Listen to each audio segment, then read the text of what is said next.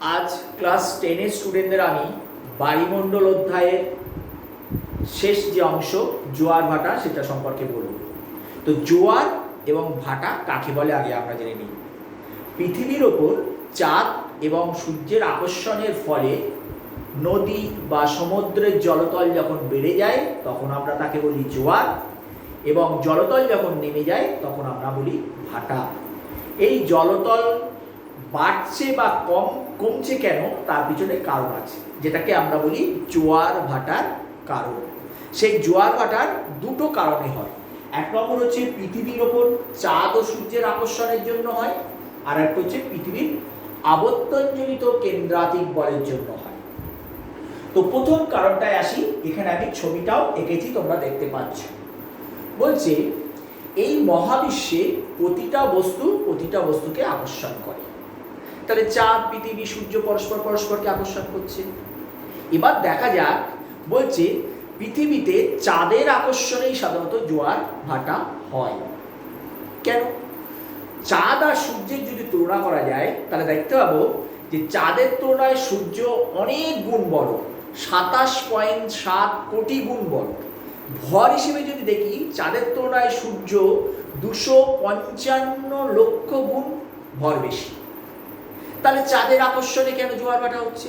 কারণ সূর্য আর চাঁদের সঙ্গে পৃথিবীর দূরত্ব যদি তুলনা করি তাহলে দেখবে সূর্য থেকে পৃথিবীর দূরত্ব হচ্ছে প্রায় 15 কোটি কিলোমিটার। সেখানে পৃথিবী থেকে চাঁদের দূরত্ব হচ্ছে মাত্র 3,84,800 কিলোমিটার, এটা গড় দূরত্ব। তাহলে আমরা নিউটনের সূত্র অনুযায়ী জানি যে যত কাছে থাকবে তার আকর্ষণ ক্ষমতাটা তত বেশি হবে। কিভাবে? পৃথিবী যখন ঘুরতে ঘুরতে পৃথিবীর একটা পৃষ্ঠ যখন চাঁদের পৃষ্ঠের সামনাসামনি আসে তখন পৃথিবী পৃষ্ঠ থেকে চাঁদের পৃষ্ঠের দূরত্ব হয় মাত্র 3,78,400 কিলোমিটার। তাহলে এত কম দূরত্বের কারণে চাঁদের আকর্ষণ বলটা পৃথিবীর উপর অনেক বেশি পড়ে। কত বেশি পড়ে? বলছে সূর্যের থেকে 2.2 গুণ বেশি আকর্ষণ বল পড়ে পৃথিবীর উপর। ঠিক আছে? তার ফলে পৃথিবী পৃষ্ঠ যে দিকটা চাঁদের দিকে আছে তার ফলে যে জোয়ারটা হচ্ছে সেই জোয়ারটার নামই হলো আমাদের চান্দ্র জোয়ার, মুখ্য জোয়ার বা প্রত্যক্ষ জোয়ার। পাশাপাশি আরেকটা কারণে জোয়ার হয়, সেটা হচ্ছে পৃথিবীর আবর্তনজনিত কেন্দ্রাতিক বলের জন্য। সেটা কি? এই যে আমি বললাম পৃথিবী ঘুরতে ঘুরতে পৃথিবী যখন চাঁদের দিকে আসে, চাঁদের সামনাসামনি থাকে, তখন যে জোয়ারটা হয় সেটা মুখ্য জোয়ার। কিন্তু যেদিকে মুখ্য জোয়ার হয় ঠিক তার বিপরীত দিকে, অর্থাৎ পৃথিবীর বিপরীত পার্শ্বে যেটাকে ভূগোলের ভাষায় বলা হয় প্রতিবাদ অংশে, সেখানেও কিন্তু একটা জোয়ার হয়। আমরা জানি পৃথিবীর একই সঙ্গে আমাদের পৃথিবীতে দুটো জোয়ার হয়, একটা হচ্ছে মুখ্য জোয়ার, একটা গৌণ জোয়ার। তাহলে অপোজিট সাইডে গৌণ জোয়ার হচ্ছে কেন? সেটার কারণ হচ্ছে পৃথিবীর কেন্দ্রাতিক শক্তি। কেন্দ্রাতিক শক্তিটা কি? বলছে পৃথিবীর আবর্তন গতির জন্য সমুদ্রের জল বাইরের দিকে ছিটকে যায়, এটাকেই বলা হয় কেন্দ্রাতিক শক্তি। তুমি যদি নাগরদোলায় চড়ো তাহলে দেখবে নাগরদোলায় যখন ঘোরে তখন মনে হয় যেন আমরা বাইরের দিকে ছিটকে যাচ্ছি, বাইরের দিকে পড়ে যাচ্ছি। অথবা তুমি যদি সাইকেলে পিছনের চাকাটা একটু জলের দিকে নামাও এবং সামান্য উঁচু করে যদি প্যাডেলটা ঘোরাও, দেখবে ওই চাকা ঘোরার সঙ্গে সঙ্গে জলটাও বাইরের দিকে ছিটকে যাচ্ছে। এটাও ঠিক তাই, পৃথিবীর আবর্তন গতির জন্য সমুদ্রের জল বাইরের দিকে ছিটকে যায়, এটাই হচ্ছে কেন্দ্রাতিক শক্তি। সেটা কিভাবে? এই যে পৃথিবী আর চাঁদ যখন সামনাসামনি হলো তার ফলে যে জোয়ারটা হচ্ছে মুখ্য জোয়ার, এই অপোজিট সাইডে যেটা হলো সেই জোয়ারটাকে বলা হয় গৌণ জোয়ার। কেন? কারণ এই চাঁদ থেকে পৃথিবীর অপোজিট সাইডে বা প্রতিবাদের স্থানে দূরত্ব হয়ে যায় 3,91,200 কিলোমিটার। তার ফলে কি হচ্ছে? দূরত্বটা বেশি হয়ে গেল, তখন কিন্তু চাঁদের আকর্ষণটা অপোজিট সাইডে কম পড়ছে, তখন সেখানে আকর্ষণ বলটা বেশি করছে কেন্দ্রাতিক শক্তি। অর্থাৎ চাঁদের আকর্ষণের তুলনায় কেন্দ্রাতিক শক্তিটা বেশি কার্যকারী হওয়ার জন্য বা প্রভাবটা বেশি পড়ার জন্য পৃথিবীর যে স্থানে মুখ্য জোয়ার হচ্ছে তার ঠিক বিপরীত স্থানেও একটা জোয়ার হয়, যে জোয়ারটার নাম হচ্ছে গৌণ জোয়ার। এবং সেখানে চাঁদের আকর্ষণটা কম কেন? আমি আগেই বলেছি, যে স্থানে মুখ্য জোয়ার হচ্ছে সেখান থেকে চাঁদের পৃথিবীর দূরত্ব মাত্র 3,78,400 কিলোমিটার। আর অপোজিট সাইডে যে গৌণ জোয়ারটা হলো, সেই ডিস্টেন্সটা চাঁদের থেকে হয়ে যাচ্ছে 3,81,200 কিলোমিটার। এতটা ডিস্টেন্স বেড়ে যাওয়ার ফলে চাঁদের আকর্ষণটা কমে গেল, তার থেকে ছাপিয়ে গেল পৃথিবীর কেন্দ্রাতিক শক্তি বা বল। সেই কেন্দ্রাতিক বলের জন্য পৃথিবীর অপোজিট সাইডে জোয়ার হলো, তার নাম হলো গৌণ জোয়ার। মুখ্য জোয়ারের তুলনায় কিন্তু গৌণ জোয়ারটা একটু কম শক্তিশালী হয়। বোঝা গেল জোয়ার কিভাবে হয়। এবার প্রশ্ন হচ্ছে ভাটা। এই যে পৃথিবীর যেদিকে চাঁদ থাকছে সেদিকে মুখ্য জোয়ার হচ্ছে, অপোজিট সাইডেও আমরা একটা দেখতে পাচ্ছি জোয়ার। একদিকে চাঁদ টানছে, আর একদিকে পৃথিবী তার আবর্তন গতির জন্য কেন্দ্রাতিক শক্তির ফলে অপোজিট সাইডে জল টানছে। তাহলে একদিকে জল চাঁদ তার আকর্ষণের ফলে একদিকে জল চাঁদ টেনে নিচ্ছে, আর একদিকে পৃথিবী তার আবর্তন গতির জন্য কি হচ্ছে, কেন্দ্রাশক্তির ফলে বিপরীত দিকে জল টেনে নিচ্ছে। দুদিকে জল সরে যাওয়ার পরে এই মাঝখানের জলতলটা অনেকটা নেমে যায়, তখন হয়ে যায় ভাটা। এই জন্য পৃথিবীতে দুটো জোয়ার এবং দুটো ভাটা হয়। বুঝা গেল? তাহলে জোয়ার ভাটার কারণ আমি বললাম, দুটো ছবি বললাম, এই দুটো ছবি কিন্তু অবশ্যই আঁকবে। নেক্সট উল্লেখযোগ্য হচ্ছে জোয়ার ভাটার সময়ের ব্যবধান। এই যে জোয়ার ভাটা হয়, এই জোয়ার ভাটা কিন্তু প্রতিদিন একই সময় হয় না, এর পিছনে কারণ আছে। সেই কারণ এবার বলবো। একটা কোশ্চেন আসে, দুটো মুখ্য জোয়ারের মধ্যে সময়ের ব্যবধান 24 ঘন্টার বেশি কেন? এবার তোমরা দেখো, আমরা জানি পৃথিবী তার নিজের চারিদিকে ঘুরতে সময় লাগে কত? 24 ঘন্টা। তাহলে 24 ঘন্টায় সে কতটা পথ ঘুরছে? 360 ডিগ্রি। পুরো গোলটা হিসেবে তো কোণ হিসেবে কোণের মান হলো 360 ডিগ্রি। তাহলে পৃথিবী 360 ডিগ্রি পথ ঘুরছে 24 ঘন্টায়। ঠিক একই রকম ভাবে চাঁদও কিন্তু পৃথিবীর চারিদিকে ঘুরছে। তাহলে চাঁদের সেটা পরিক্রমণ গতি। তাহলে চাঁদ পৃথিবীর চারিদিকে ঘুরতে কিন্তু সময় লাগছে 27 দিন, কোনো কোনো বইতে ভাবে 27.5 দিন। তাহলে যে পথটা পৃথিবী একদিনে ঘুরছে, সেই পথটা চাঁদের ঘুরতে সময় লাগছে 27 দিন। তাহলে চাঁদ একদিনে কতটা পথ যাচ্ছে? সহজেই বের করতে পারবে। 360 ভাগ 27 সমান সমান 13 ডিগ্রি। বোঝা গেল? এবার দেখো, এই যে আমি একটা পৃথিবী এঁকেছি, পৃথিবী তার নিজের চারিদিকে ঘুরছে, অর্থাৎ 360 ডিগ্রি পথ ঘুরছে 24 ঘন্টায়। আর চাঁদ, এই যে চাঁদ পৃথিবীর চারিদিকে ঘুরছে, চাঁদের সঙ্গে পৃথিবীর যেদিন প্রথম দেখা হলো, পরের দিন কিন্তু পৃথিবী ঘুরতে ঘুরতে চাঁদের সঙ্গে সেই জায়গায় দেখা হবে না। কারণ চাঁদ যেমন ঘুরছে, পৃথিবী যেমন ঘুরছে, চাঁদও তেমন ঘুরছে। পৃথিবী ঘুরতে ঘুরতে প্রথম দিন চাঁদের সঙ্গে যখন দেখা হয়েছিল, পরের দিন আবার পৃথিবী ঘুরে যখন যেখানে যাবে সেখানে কিন্তু চাঁদের সঙ্গে দেখা হবে না। কারণ চাঁদ অলরেডি তখন 13 ডিগ্রি পথ এগিয়ে গেছে। কারণ আমি আগেই বলেছি, চাঁদ প্রতিদিন 13 ডিগ্রি পথ করে এগিয়ে যাচ্ছে পৃথিবীর চারিদিকে। তাহলে কি হচ্ছে, প্রথম দিন পৃথিবী চাঁদের যেখানে দেখা হয়েছিল, যে সময় জোয়ার হয়েছিল, ধরে নাও 12টায় জোয়ার হয়েছিল, পরের দিন পৃথিবী এই জায়গায় গিয়ে দেখতে পাবে না, কারণ অলরেডি চাঁদ 13 ডিগ্রি পথ এগিয়ে গেছে। তাহলে পৃথিবীকে ওই 13 ডিগ্রি পথ অতিক্রম করতে হবে, যার জন্য সময় লাগে 52 মিনিট। কেন? তোমরা আগেই অঙ্কে পড়েছো, 1 ডিগ্রি দ্রাঘিমার পার্থক্যে সময়ের পার্থক্য হয় 4 মিনিট। তাহলে 13 ডিগ্রির জন্য 13 × 4 52 মিনিট। সেই জন্য পৃথিবীর সঙ্গে চাঁদের প্রথম দিনে যেখানে দেখা হবে, এবং সেটা যদি 12টায় হয় তাহলে 12টায় জোয়ার হবে। দ্বিতীয় দিন দেখবে 12টায় আর জোয়ার হচ্ছে না, হয়ে যাবে 12টা 52 মিনিটে। কারণ অলরেডি চাঁদ 13 ডিগ্রি পথ এগিয়ে গেছে, পৃথিবীকে ওই 13 ডিগ্রি পথ আরো এগিয়ে গিয়ে চাঁদের সঙ্গে দেখা করতে হবে, যখন সময় লাগে 52 মিনিট। এই জন্য দুটো মুখ্য জোয়ারের মধ্যে সময়ের ব্যবধান 24 ঘন্টার বেশি হয়। এই জন্য জোয়ার ভাটা, মুখ্য জোয়ার, গৌণ জোয়ার সবার মধ্যে কিন্তু এরকম সময়ের একটা ব্যবধান আমরা লক্ষ্য করতে পারি। বোঝা গেল?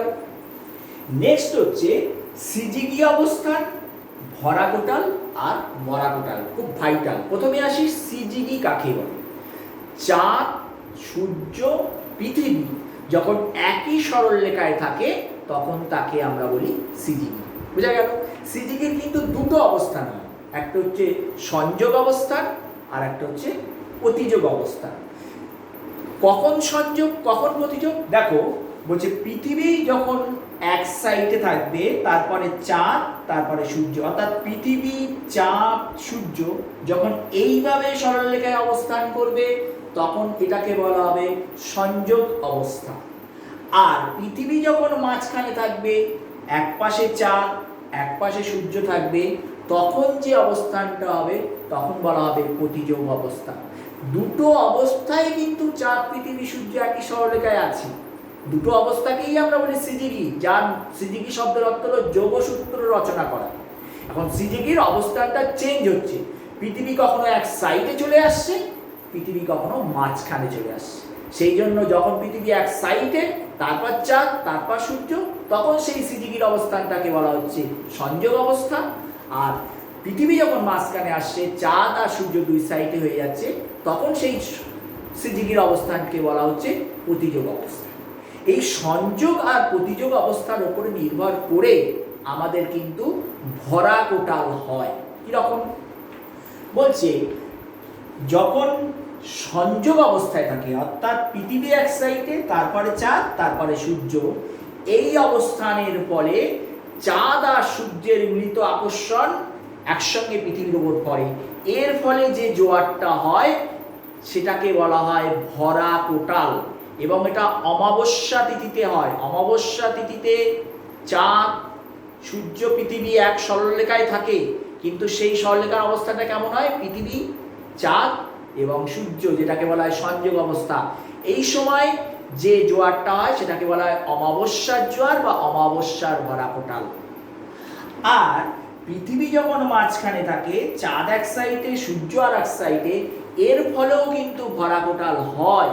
কিন্তু এর অবস্থান দেখো, দুজনে আলাদা আলাদাভাবে পৃথিবীর উপর আকর্ষণ বল ক্রিয়া করছে, এর ফলেও কিন্তু আমাদের জোয়ার হয়, ভরা জোয়ার হয়।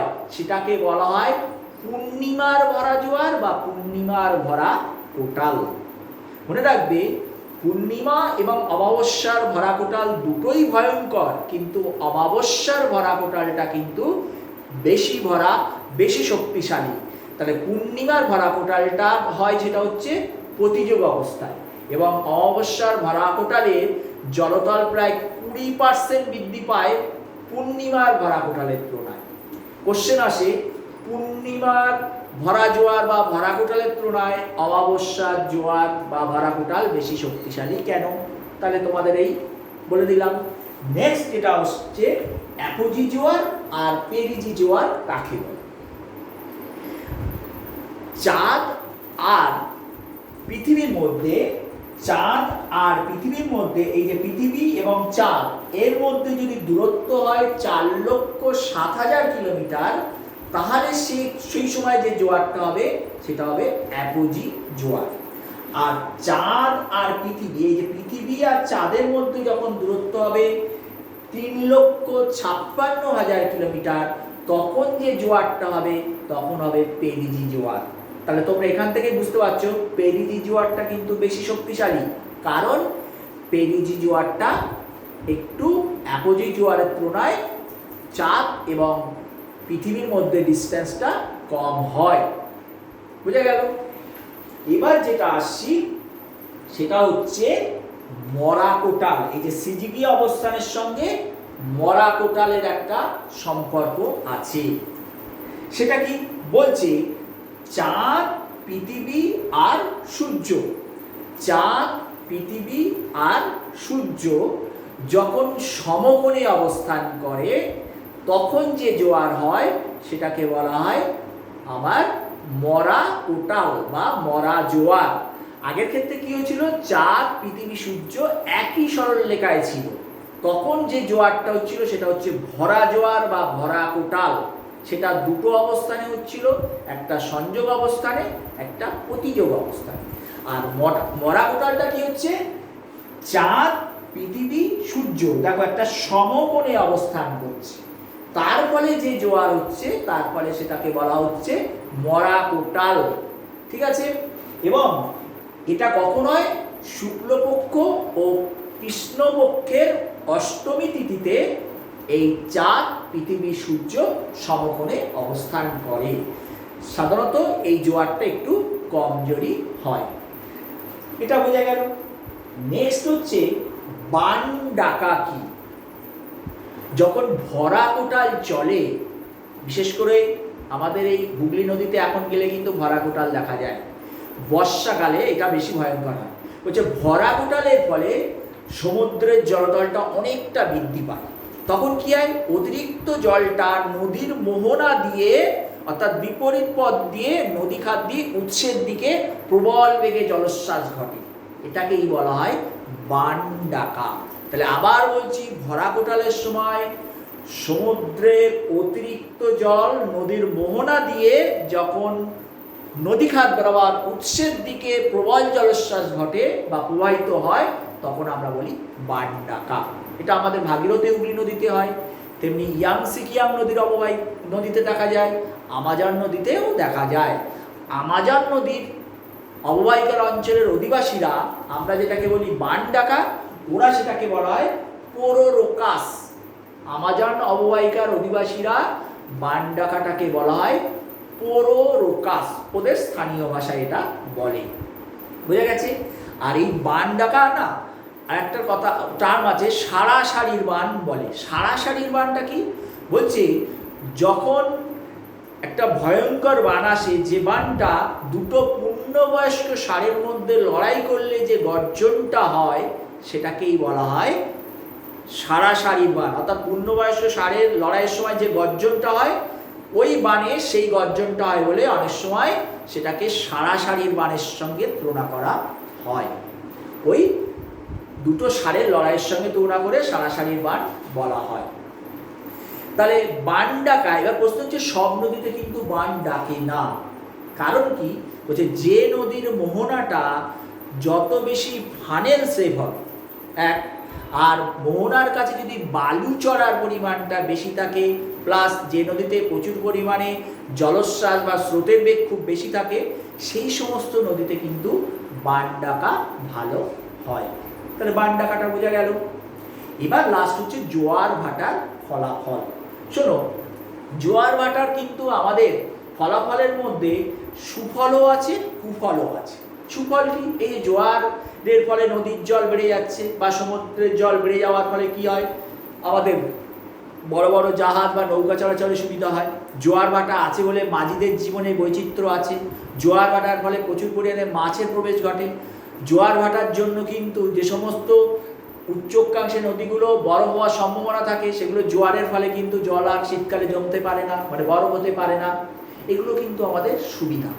অসুবিধা কি, অসুবিধা প্রচুর আছে। উপকূলে জোয়ার ভাটার ফলে প্রচুর বান আসলে প্রচুর ক্ষতি করে। জোয়ারের ফলে কি হয়, মাটি লবণাক্ত হয়ে যায়। জোয়ারের ফলে কি হয়, কৃষি জমিগুলোতে যদি জোয়ার মানে আমাদের লবণাক্ত জল প্রবেশ করে, তাহলে কিন্তু কৃষিকাজের পক্ষে অনুপযোগী হয়ে যায়। এছাড়া ঘর বাড়ি প্রচুর কিন্তু উপকূল সংলগ্ন এলাকায় ক্ষতি করে। তাহলে জোয়ার ভাটার যেমন সুফলও আছে, কুফলও কিন্তু আছে। তাহলে জোয়ার ভাটার কারণ, তারপরে বললাম আমি জোয়ার ভাটার মধ্যে যে সময়ের ব্যবধান, তারপর বললাম সিজিগি অবস্থানের সঙ্গে ভরা কোটাল আর সিজিগি অবস্থানের সঙ্গে মরা কোটাল, অ্যাপোজি জোয়ার, পেরিজি জোয়ার কাকে বলে, আর হচ্ছে জোয়ার ভাটার ফলাফল। এর সঙ্গে তিনটে জিনিস তোমাদেরকে আমি বলবো, সেটা হচ্ছে বেলর্মি কি আর প্রক্সিজিয়ান কি। বেলর্মি হলো পৃথিবী ঘোরে কোন দিক থেকে কোন দিকে, আমরা সবাই জানি পশ্চিম থেকে পূর্ব দিকে আবর্তন করে। পৃথিবী পশ্চিম থেকে পূর্ব দিকে আবর্তন করে, কিন্তু সমুদ্রের এই জল স্রোতরূপে জোয়ারের সময় মেনলি পৃথিবী যখন পশ্চিম থেকে পূর্ব দিকে আবর্তন করে, জোয়ারের সময় সমুদ্রের জল স্রোতরূপে পূর্ব থেকে পশ্চিম দিকে প্রবাহিত হয়, আর ভাটার সময় পশ্চিম থেকে পূর্ব দিকে প্রবাহিত হয়। ঠিক উল্টো, আমি আবার বলছি, পৃথিবী পশ্চিম থেকে পূর্ব দিকে আবর্তন করে, কিন্তু জোয়ারের সময় সমুদ্রের জল স্রোতরূপে পূর্ব থেকে পশ্চিম দিকে প্রবাহিত হয়, আর ভাটার সময় পশ্চিম থেকে পূর্ব দিকে প্রবাহিত হয়। এটাকেই আমরা বলি বেলর্মি। আর প্রক্সিজিয়ান কি, ওই যে পেরিজিয়ান জোয়ার বললাম না, পৃথিবী থেকে চাঁদের দূরত্ব যখন কম হয়, অর্থাৎ পেরিজিয়ান জোয়ার আর সিজিকি অবস্থান যখন একসঙ্গে মিলন ঘটে তখন যে জোয়ারটা হয় সেটা কিন্তু অনেক বেশি শক্তিশালী জোয়ার, সেটাকেই বলা হয় প্রক্সিজিয়ান। আর প্রোরোকাস আগেই বলেছি, আমাজন নদীর অববাহিকার স্থানীয় ভাষায় বানটাকে প্রোরোকাস বলে। তাই জোয়ার ভাটার কারণ মুখ্য জোয়ার, চাঁদ পৃথিবীর আকর্ষণে যে জোয়ার হয় সেটাকে বলা হয় মুখ্য জোয়ার। আর মুখ্য জোয়ারের বিপরীতে কেন্দ্রাতিক শক্তির ফলে যে জোয়ারটা হয় সেটাকে বলা হয় কি, গৌণ জোয়ার। অনেক সময় না পৃথিবীতে সূর্যের আকর্ষণেও কিছু জোয়ার হয়, তখন সেটাকে বলা হয় সৌর জোয়ার। তারপর ভরা কোটাল কি, মরা কোটাল কি বললাম, সিজিগি কি বললাম, সিজিগির দুটো অবস্থান বললাম, প্রতিযোগ সংযোগ। তারপর বললাম বানডাকা, আর বানডাকা সত্য জোয়ার ভাটার ফলাফল। আর দুটো মুখ্য জোয়ারের মধ্যে বা জোয়ার ভাটার মধ্যে সময়ের ব্যবধানটা, সেটা সম্পর্কে আলোচনা করলাম। তোমরা তাহলে এটা অবশ্যই ভালো করে বই থেকে পড়ে নেবে। ধন্যবাদ।